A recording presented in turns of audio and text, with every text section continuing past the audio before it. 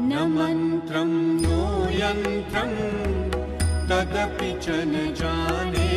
स्तुतिमहो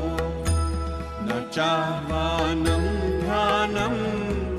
तदपि च न जाने स्तुतिकथाः न जाने मुद्रास्ते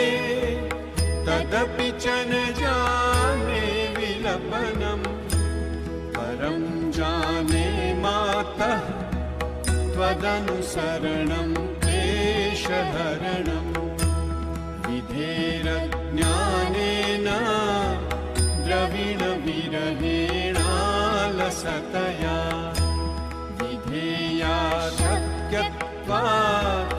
तव चरणयोर्याच्युतिरभूत् तदेतत्क्षन्तव्यम् जननि सकलोद्धारिणि।